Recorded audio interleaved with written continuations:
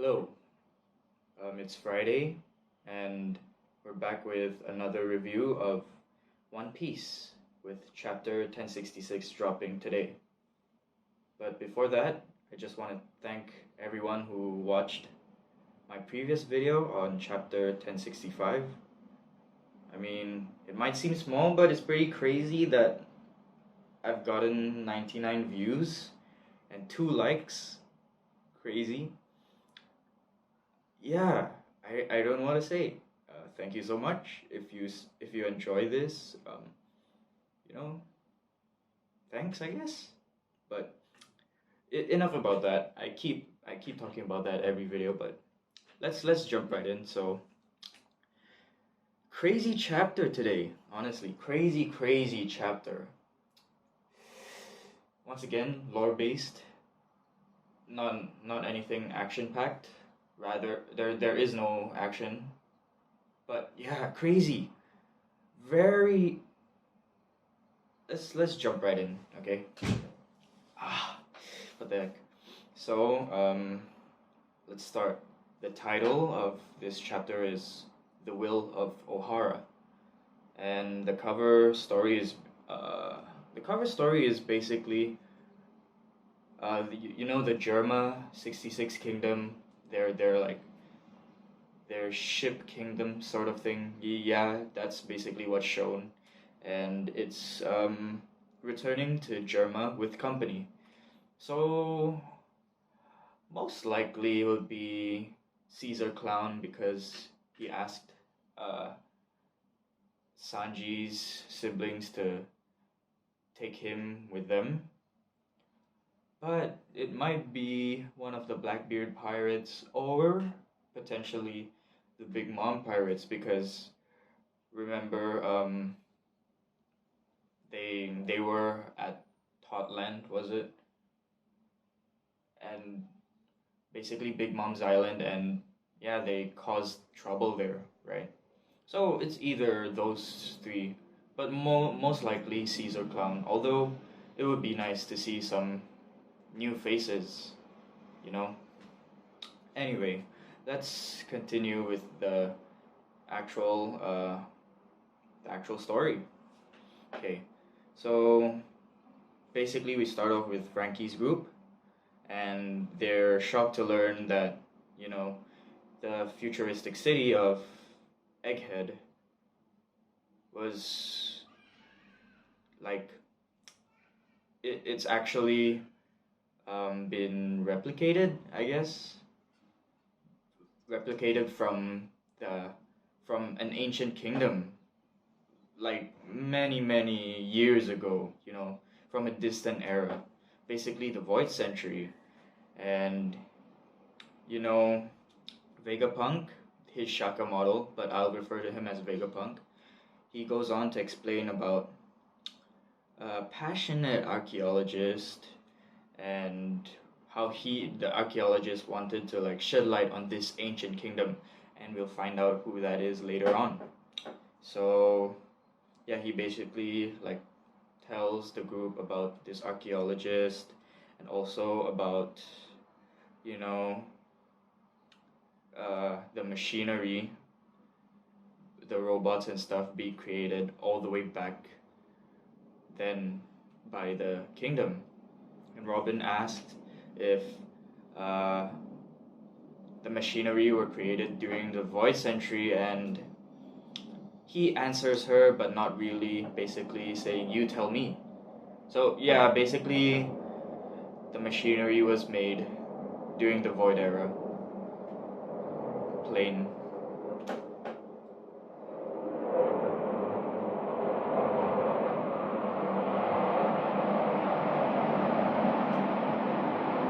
I mean, it's a one take.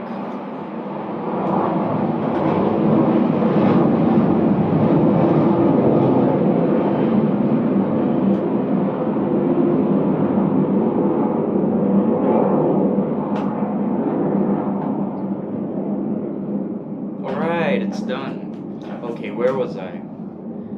So yeah, after Shaka, or again Vegapunk, answers Robin sort of, they started talk about Robin's homeland, O'Hara, right? Because I mean, obviously that's in the title. Anyway, they talk about O'Hara, and they talk about why it was eradicated. Obviously, because it uncovered some stuff about the existence of this ancient kingdom.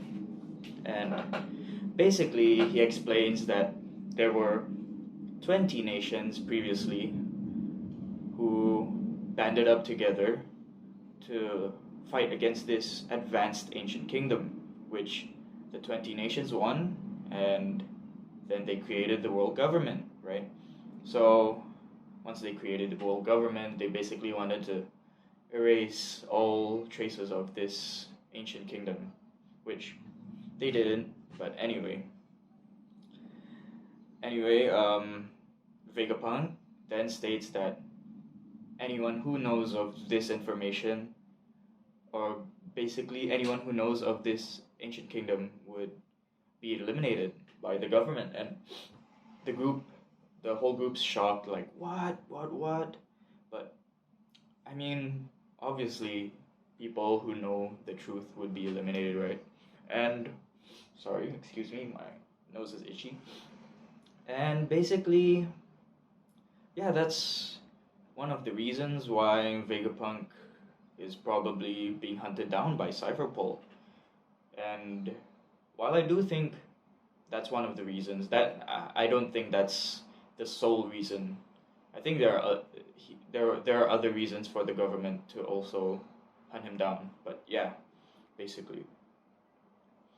Anyway, Robin and Vegapunk talk back and forth.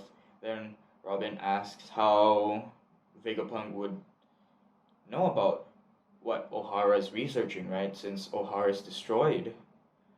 And then basically, after the O'Hara incident, Vegapunk wanted to travel to O'Hara to pay respects to his, to someone he's acquainted with. And we find out in a flashback that he's actually acquainted to Professor Clover. So if you don't remember who that is, that's basically in a Robin flashback. Professor Clover was, I assume, the head archaeologist, historian, whatever, in O'Hara during the flashback. So basically, Vegapunk wanted to visit what remains of O'Hara, so to pay his respects to Professor Clover. And it turns out that the archaeologist that Vegapunk was talking about was Professor Clover. And it's also noted that Professor Clover was apparently the world's most famous archaeologist. Due to his interest in the Void Century, he also, went around the world in amazing adventures, and apparently he has been incarcerated 10 times for good reason. But the thing that I'm not necessarily confused, but it's just like, if he was going around trying to uncover this and he's been incarcerated 10 times, I guess he would have broken out, because I'm pretty sure they would have just, executed him or something, because he's very interested in this, right? The Void Century. So anyway, another plane.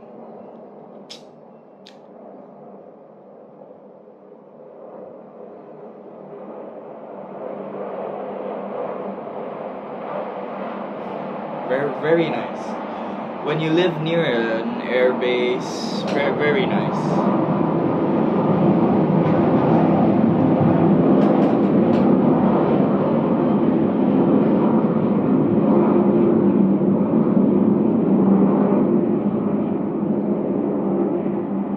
Okay.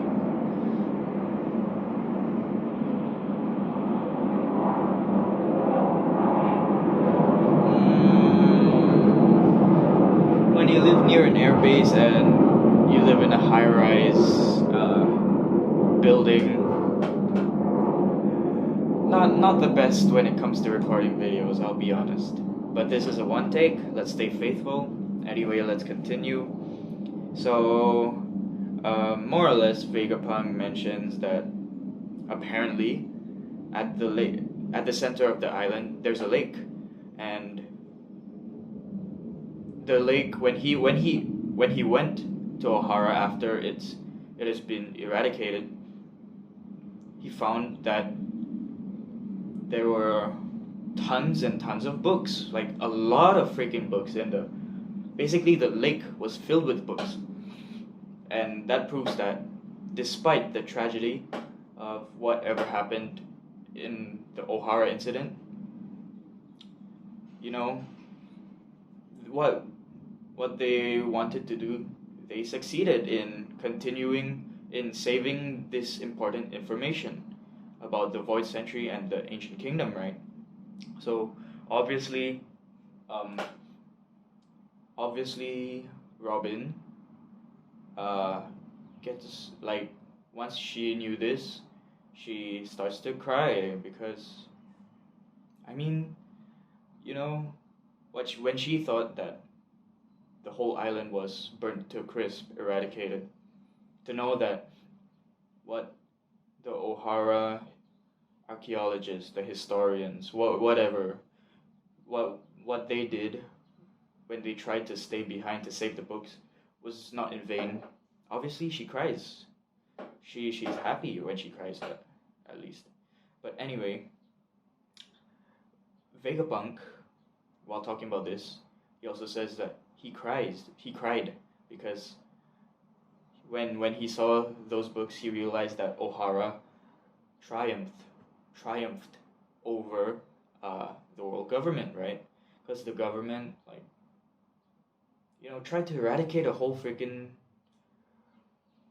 like a whole island just for studying this, and turns out the island still won in the end. Anyway, yeah, Robin asks about the books, and Vegapunk just mentions that he wanted to take them to Punk Hazard, but it would be like, it would be some crazy stuff would happen, some bad things would happen if the higher ups were to catch wind of, him bringing all these sensitive information to Punk Hazard. So instead of taking them, apparently there were some people who wanted to take them back to their island, and we find out that the people who wanted to take the books back were giants, and the giants also came from Elbaf, and that basically confirms that we'll be having an arc in Elbaf, which is cool because it's been foreshadowed and hinted at for so long, and more or less it's actually coming. If it doesn't, then damn. But I'm pretty sure it's coming. I'm pretty sure. Anyway, we get a flashback to 22 years ago, and it was a few months after the Ohara incident, and we see the true Vegapunk. Like, we actually get to see Vegapunk's like true appearance for the first time, and it looks freaking crazy, but that's in line with what we actually expected to be Vegapunk, not some, not some, crazy, not crazy lady, but not what we've seen from the 6 Vegapunks, right? So that we actually see the true Vegapunk. He has a huge head. He's an old man, or not an old man. So before we get to the ages, then we see a younger dragon pop up, because he's also acquainted with Professor Clover, right? And then we get to see them stand side by side. Vegapunk actually 22 years ago was 43 and Dragon was 33. And that's funny because we've always assumed that Vegapunk was this crazy old man, And for what it's worth, he does look crazy old. But 43, 22 years later, that would be like what, 65? That's not as old as I was expecting. I was expecting at minimum 80, but I was expecting more like 100 plus, 200 plus.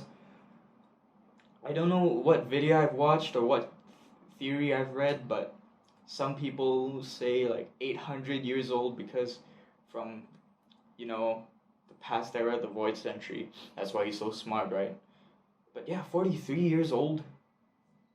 I won't be surprised if he's not actually 43 and he's older, but I'm totally fine with him being 43. It's still crazy though. That's pretty young. But anyway, we see Dragon and Vegapunk standing side by side. And then, Vegapunk's like, whoa, there are giants taking the books. And then Dragon mentioned that he talked to them and their leader, which was a strange leader, which was bandaged from the toe, all like his whole. He's basically a whole ass bandage, so he's basically bandaged everywhere. And Dragon talked to the giants, and they learned that the giants are bringing the books back to Elbaf, and yeah, basically Dragon and Vegapunk were talking a bit, and we find out that Dragon actually invited uh, Vegapunk to join his. Back then, his organization was, or his operation was called some Freedom Fighters or something, but Vegapunk declined, saying that he joined the world government because the Freedom Fighters back then were very poor, which, Vegapunk can't utilize his intellect and they actually have no money to build anything, right? And yeah, Dragon, when he first learned that Vegapunk turned into one of the world government's one of their lapdogs, obviously he was like sick to hear that, right? But Vegapunk basically mentions that despite it being the world government, it is the world government, so it's huge, right? There are many decent people, including Dragon's dad, Garp. There are many decent people, and he mentions to Dragon to not forget about the end goal, right? Which probably is just peace and like equality everywhere.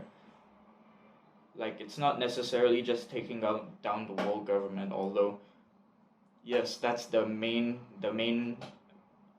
enemy because they're the ones trying to impose their will onto the whole world. But beyond that, the end goal's probably just like peace and equality for basically everyone. Not to be treated as slaves. Not to have this sort of celestial dragon thing going on. Just equality. And anyway, from that we get to know that Vegapunk isn't actually an evil person. I think we know that already from the previous chapters. But yeah, and also knowing that Vegapunk programmed Kuma to protect Luffy's ship. So yeah, more or less Vegapunk isn't evil. And we also get to find out that Dragon hated war, but from the Ohara incident, we learn about how, like, right after the Ohara incident, I think a few months later or something, he decided to, partner up or, get the support of Ivankov and Kuma. And basically, they then formed the Revolutionary Army, which, till this day, is shaking up the whole world, right? So from then, Vegapunk, since Vegapunk's very interested in those books, he decided to make discreet journey, and let's just highlight the word discreet. Basically, I'm pretty sure he didn't want, excuse me, he didn't want the world government to know, but he made a discreet journey to Elbaf, where he talked to that bandaged up giant captain that he wanted to read all the books. And basically, he read all the books that were gathered from Ohara, whatever was left of them, and he memorized all of them. And we go back to the group seeing Robin cry, right? Because she's happy that Ohara, she's happy that, you know, Vegapunk, you know, Vegapunk. Oh, what was that? She's happy. She's basically happy that all of what the archaeologists and the historians wanted to save were saved, and that uh, Vegapunk also helped to continue on this knowledge and the will of Ohara, basically. And then after that, we see the Shaka model, or Vegapunk, basically the Shaka model of Vegapunk, dragging them with their magnetized boots or something, and says that he wanted to show them something. So then we cut to Luffy's group, right, with the dilapidated, that ancient looking robot, and then we see Chopper and Luffy shouting at it, right, like trying to command it, and Bonnie over there is like, stop being kids. And right after that, that ancient robot, you know, emitted shockwaves, and they were surprised, right? Then suddenly there's this guy who's shouting to save him, right? He appeared out of nowhere. I don't. It didn't look like he appeared from the robot, but I don't know.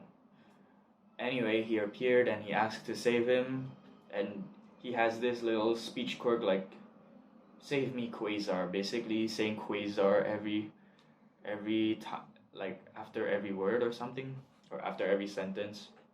And yeah, it turns out to be Vegapunk, and it looks like his actual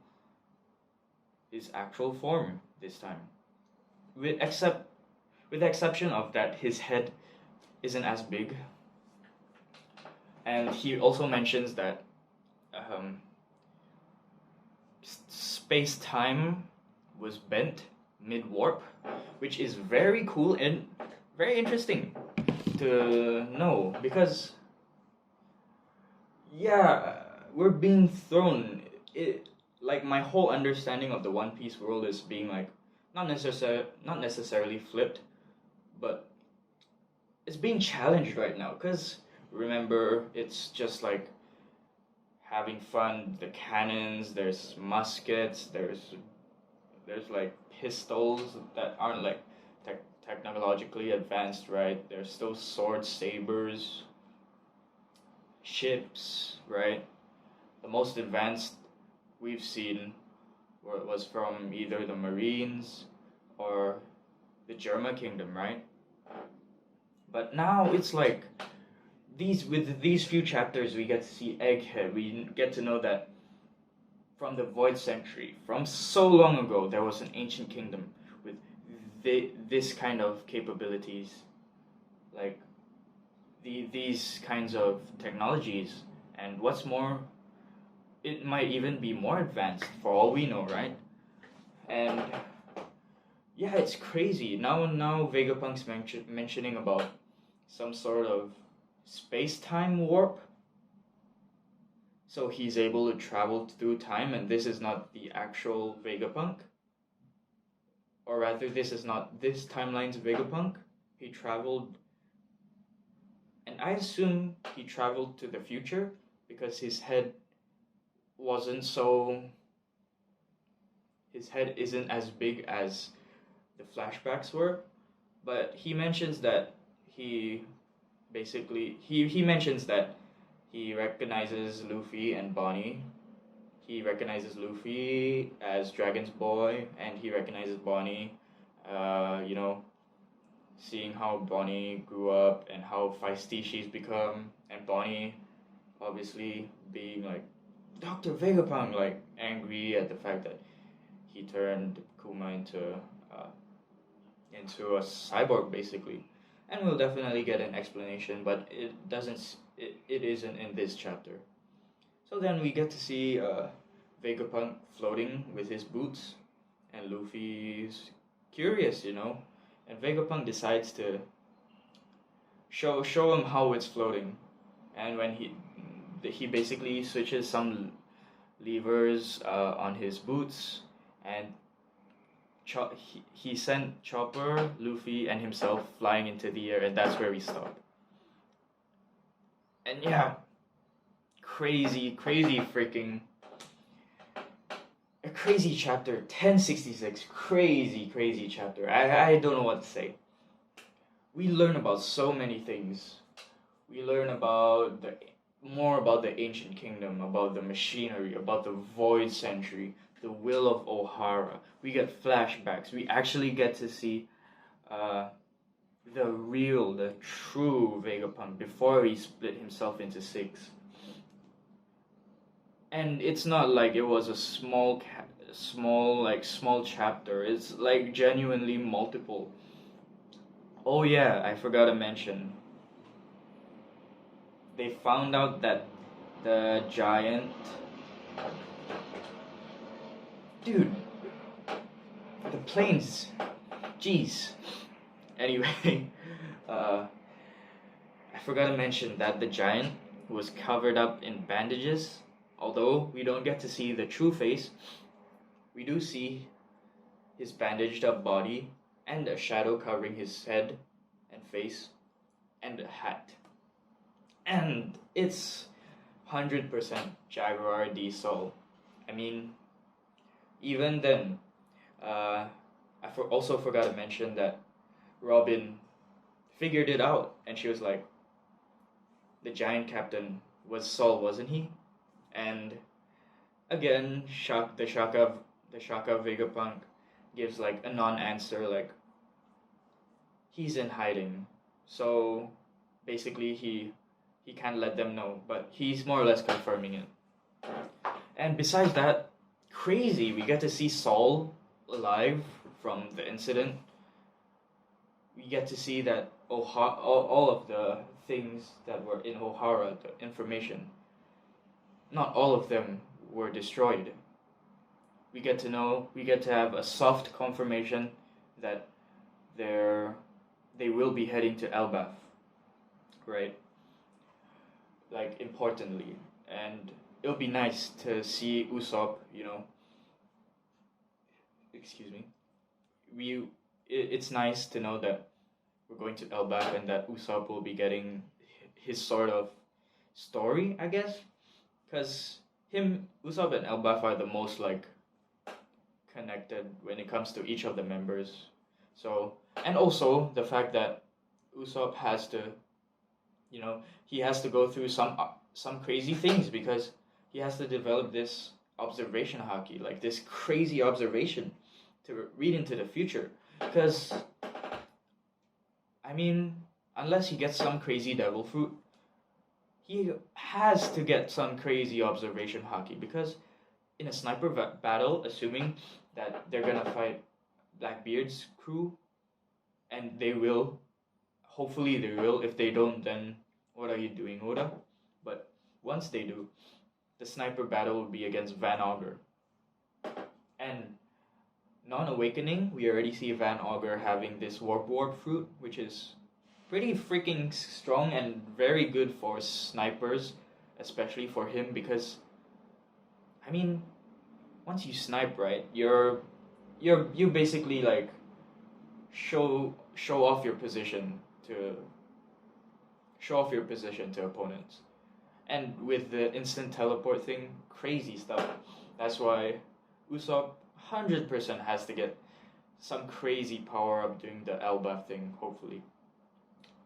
And yeah, confirmation of Elbaf. We get to see interaction between Vegapunk and Dragon. You also get to know about Dragon's freedom fighter, operation before Revolutionary Army, and also I assume what finally pushed Dragon overboard to actually go along with the Revolutionary Army idea to take on the world government. Then we also get to know about. Now I'm not sure. But from that small line of being space time being bent mid warp, time travel, and not just by the devil fruit, right? Like either travel through space and time. I mean space time, right? So Vegapunk is crazy like that. Like, damn, travel through space, travel through time. This is already way more like advanced than any spaceship that can go to space. Meaning the space going to space is totally possible, already. Like I've been kind of in doubt, but not really, about the space thing. Like, yes, Enel went there, but I didn't actually think it might be a proper place to be in One Piece, like for the crew to go into space, right? But no, now a non-Devil Fruit user potentially has the ability to travel space-time. That's way more advanced than just going to space. So yeah, in One Piece in space. You never know, maybe, possibly. It would be cool, hopefully? I don't know. But yeah, it's crazy. And I'm a very emotional person. I had to stop myself from tearing up because I wanted to get this video out as soon as possible and to like decipher the details, but let's give a shout out to Oda, man. Crazy stuff. I mean, this is a crazy chapter, and just to see, Robin having to like recall her past and finding out that whatever happened there was not in vain, and her friend, when she was all alone, her friend, the giant Jaguar D Sol, she finds out that he's actually alive, and when she starts bawling, not basketballing, but bawling, like basically crying in tears of joy. Yeah, I almost teared up, cause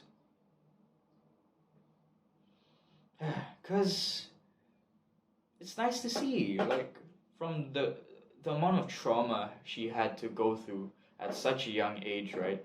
The people she loved, the island she grew up in, eradicated, to not knowing her, to think that her best friend might have died, finding out that, or not best friend, but her friend in Jaguar D Sol is alive, to find out that the archaeologists, the historians' efforts were not in vain, that all the books are still there, that, Robin is still able to gain the knowledge from the books because they're in Elbaf, to know that Vegapunk is also Vegapunk's also essentially carrying on the will of Ohara. It's crazy stuff. This chapter is crazy.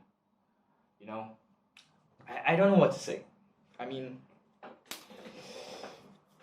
I might have missed out some things, but for the most part, crazy stuff. I'm gonna rate this freaking 10 out of 10 for me. I really don't need that. That's what I'm saying. The last video that I posted about 1065. I don't need any freaking I don't need any fight scenes or what. Like, yes, it's a bonus, and of course the fight scenes are cool, but this is what One Piece is all about. The freaking lore, the freaking story, the characters. 10 out of 10 for me. People might find it like lower. to each their own. For me, crazy chapter. I don't know what to say. You know, when I first saw Vegapunk's like actual form, finally, right? And obviously being emotional during the Robin parts. I don't know if I'm reading too much into it, but that one little text bubble where Vegapunk was mentioning about space time and being bent mid warp, I was also in shock. It was crazy. You know, like I might be reading too much into it, but I don't think so. Like I think Oda's trying to be slick for just like hiding that one line there, and maybe some readers would just gloss through that. But no, that's pretty freaking important. You know, mid warp, space time, crazy, crazy stuff. I don't know what to say. 10 out of 10. 10 out of 10. 10 out of 10. Great job, Oda. I don't know if there's a break next week. Hopefully not. But crazy stuff, you know. Elbaf.